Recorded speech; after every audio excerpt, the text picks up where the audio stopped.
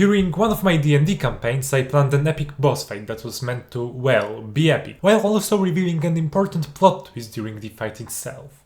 However, when I ran this fight, it fell far below my expectations, which made that my planned plot, although still perfectly fine, was downplayed by the fight itself, which the players won by essentially choosing the Phantasmal Force spell. Now, if you have experienced a similar situation or you just wish to improve the combat that you are running, then welcome to Dungeon Hussars, where today I'll show you how to improve D&D but also other ttrpg combat by using some method.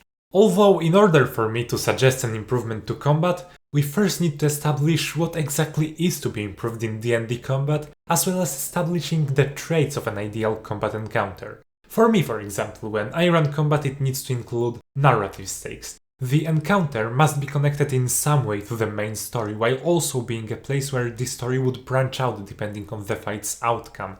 Originality. The fight should preferably take place in an interesting location containing numerous assets that are advantageous to either of their controlling sides. Movement. Your combat scent has to precede the moment when it seems too long and the attention span of your players starts to drop. Epicness. In all fights that you are running, the players have to feel and fear the possibility of defeat. From my perspective, each time my combat wasn't satisfying enough, the reason for that could be found in that I failed to deliver one or more traits which I've raised as key for satisfying combat encounters. Which is the reason why I developed the S.O.M.E method, which now takes the role of my guidelines for every combat that I run in D&D. The first part of S.O.M.E method are stakes. For every combat you run shall be relevant to the story. The players are naturally going to emotionally engage with a fight if they know that this fight is important. Thus, if they fail, there will be consequences. If they know the reason why they fight and they deem the reason worthy, that will make them more invested, as the defeat would hinder their subsequent efforts to reach their designated goal, or just bring upon them immediate, lasting consequences. Now, I know you might be thinking, how about when I run a campaign where I want my players to question their reasoning why they're fighting? And I think that this is a perfectly valid way to run combat encounters in D&D, because the players themselves fight to see progress in the story, so the players could engage with the encounters, while their characters still may question the reasoning behind their fighting. For example, when you're playing a war campaign and the PCs get orders to defend a part of the front line at all costs, you're creating a narrative stake for the players to engage in. They know that their action will bring consequences, and most likely progress the story in some way. On the other hand, if you create the encounter when the players go scouting and suddenly they have to fight 1d4+2 bugbears, they will most likely not be that engaged in this fight because it is just a random roll disconnected from everything else happening in the campaign. Another thing that I like to add in order to enhance the narrative stakes of my combat encounters is giving my players agency whether they want to engage in the fight or not, at least in most cases. This not only gives your players more control over the campaign's plot, but also improves strategic thinking in your group, as the decision of if and how they are going to engage their enemies could have a huge impact over their current situation. Like in my current campaign when one of the PCs got imprisoned after their heist on Glasgow High Court. The rest of the party was hiding then in the friendly Dwarven Tavern. However, they had decided to rescue the other PC, and doing so, they came up with a genius plan. That is, to make a charge to the place of imprisonment, killing every single patrol on their way. Unfortunately, the patrols surpassed their expectations regarding the soldiers' strength. And while finishing the second patrol, the players saw a luminous sphere disrupting the night's darkness. Suspecting that this was a call for reinforcements, they retreated back to the tavern, dragging the bodies with them, and preparing to fight on favorable terrain. Well, that was until the arriving reinforcements came with a Gatling gun. This made the players make the decision not to fight, as they immediately split into two groups, one hiding the bodies in the beer barrels, and another one distracting the reinforcements by pretending to be Russian butchers employed in the tavern, that barely even understand what the army is saying to them. The name's Remy Labo, du Diable Blanc, but you can call me the Gambit. This made an absolutely glorious scene. When I think of originality in the context of D&D combat, I don't only mean unique, but also full of options. I've just told you about the British Army's Gatling gun, which brought terror into my players' eyes. That's why for me, in order to make an encounter truly unique, you will not only need unique enemies, and to be honest, most of the time they won't be needed either. In fact, what creates the true uniqueness in some ttrpg battles is the environment. An environment which offers a lot of choice, important and advantageous positions which are most likely to become the most heated centers of the fight, and the one that enables tactics. You have to focus not only on the battle size, but on the battleground as well. There are serious limitations in potential tactics that you can use on a flat, blank field. That's why having a good battle map is crucial to having a great combat encounter. Here I use the word battle map, although if you're the kind of GM who doesn't use battle maps for your combats, what I'll say here will also be relevant for you. It might just be a little harder for you to keep track of all of the assets. So, what makes a good battleground? Well, as I said before, you have to consider some points of interest and where to put them on the field of battle. You need to remember that ideally the players and the monsters would be fighting for control over those places, as they should give them the upper hand in the battle. Although, what is important to note, allow your players to take advantage of assets you haven't considered to be useful while planning the encounter. In the same campaign where the court heist took place, my players were fighting an eldritch demon, and the paladin decided to grab a bed and smite this heretical beast with it. Also, if you want to have a truly unique experience, you can provide your players with a challenge so grand that emerging victorious from such an encounter seems impossible. I like to present such a challenge once in a while, and my players also have a tendency to seek such challenges on their own behalf. I recognize it as one of the most fun ways to run combat in my games.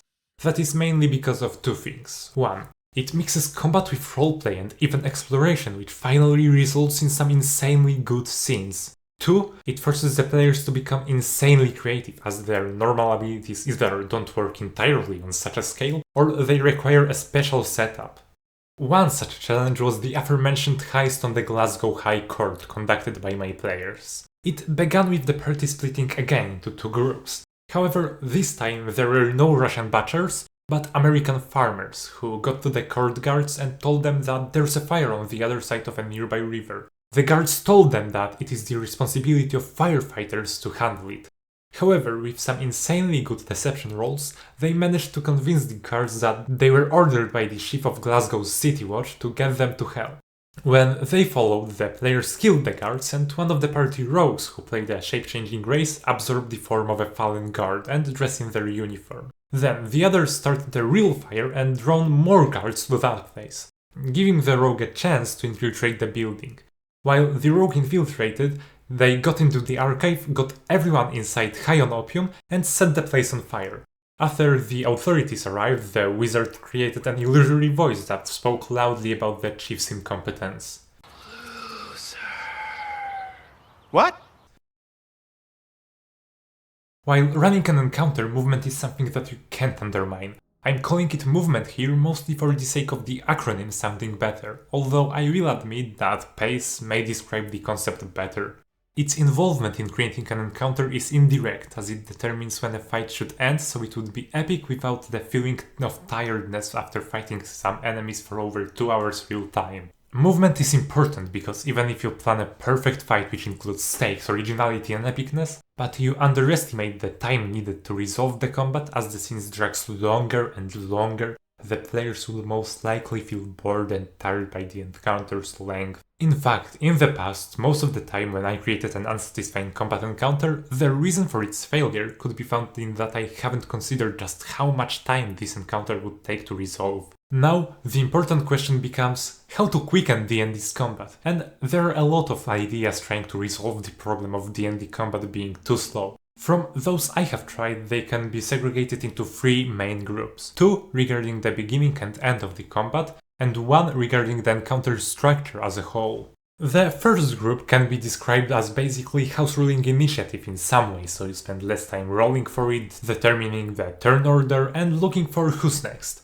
Some of the solutions suggest you have the players take their turn first and later their enemies, going through initiative in the order in which you are sitting at the table, or my personal favorite, roll for initiative at the session's start, with the GM rolling one roll for all the enemies. The second group covers the end of an encounter, with letting the players describe how they handle the remaining enemies when the player's victory is clear, or making the monsters retreat when they suffer enough losses that continuing the fight would involve too much resources compared to the victory's worth. Those solutions, however, although helpful, still cover only the beginning and end of an encounter, while skipping the problem of long, tough fights where neither side is near victory. Here to our help comes the third group of enhancing combat speed, which is changing the encounter structure. While you're planning to run a combat encounter in your next session, and you are worried that the combat might take too long, you need to dynamize the fight, maybe by having some breaks in the fight with the PCs fighting not with all the enemy forces in the area, but them having to retrieve some artifact by either sneaking, deceiving, luring and engaging smaller groups of enemies,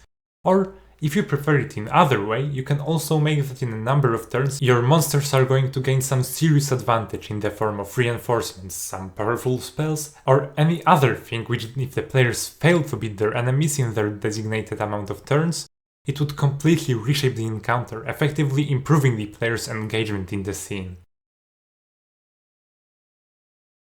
The final part of some method of running D&D combat is epicness.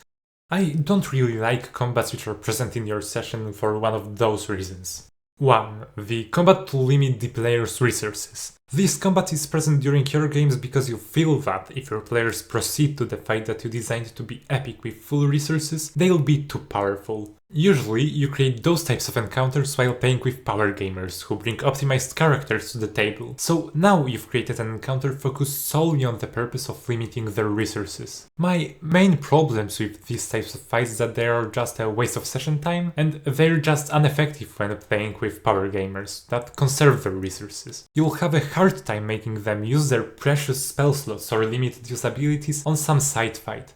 And as you try to make them expend them, you'll eventually have the fight that is not very different from that you have originally planned as the epic one. If you want to have your players expend their resources, either resolve the fight narratively and tell them that they have used some of their limited use abilities or spell slots, or design some other type of encounter which doesn't involve combat, but it is way easier to overcome if the players use their resources. 2. The combat to extend session time. Now, this is a type of combat which the GM creates when they run out of ideas they could implement in this session, but they don't want to make this session end early for any reason. My solution to those fights is just don't run them, and yes, I know that your players might be like, man, only 2-hour session. However, let me ask you a question. Would you rather have 2 hours of good fun or 3 hours in which one of them consists of fighting some goblins or other weak monsters? And if you prefer fights with goblins and your table is okay with it as well, then I guess it's fine to run those fights. However, in order to create a good fight in ttrpg, you need to create a sense of epicness during the fight and just make it cool. This, in my opinion, is the easiest to achieve if the monsters are strong and, more importantly, fight smart to gain the upper hand and later defeat the PCs. Your players then will seriously feel that they may lose this fight, ergo the players will be more engaged in the fight, trying to find some way in order to gain advantage. And if they know what is at stake of this fight, they might even prefer death to flight in order to accomplish their goal. However, as you could have realized by now, epicness is kind of a sum of all the previously mentioned elements, plus the combat prowess of the player's enemies. That's because in order to have an epic fight, you will need narrative stakes so that the players are determined to win, even if their enemies gain advantage during the battle. You could use a nice environment in which the fight takes place, allowing both sides to take advantage of it. You'll have to consider how to make the fight perfectly timed so that it won't feel sluggish while not being immediately resolved, and finally, you need to make your monsters a real threat.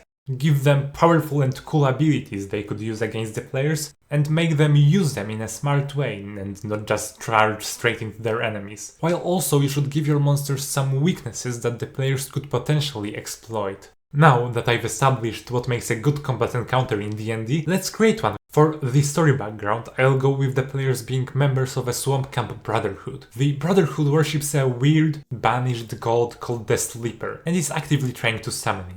However, the PCs acquire the knowledge that in reality, their god is a demon banished by the mages who's now trying to return via the Brotherhood. So, if they fail, the sleeper is going to appear in the region. As for the control, the PCs have the choice whether they want to convince the Brotherhood not to summon their god, stop the summoning by piercing the hearts of undead orc shamans with their own daggers, or maybe join the sleeper forces. The demon needs to be summoned in his underground temple, supported by columns with high ground near his main altar, and stone tables to provide cover. As for the movement, if the players fail to defeat the shamans in 5 turns with the number increasing by 1 turn with each shaman they killed, the sleeper will be summoned.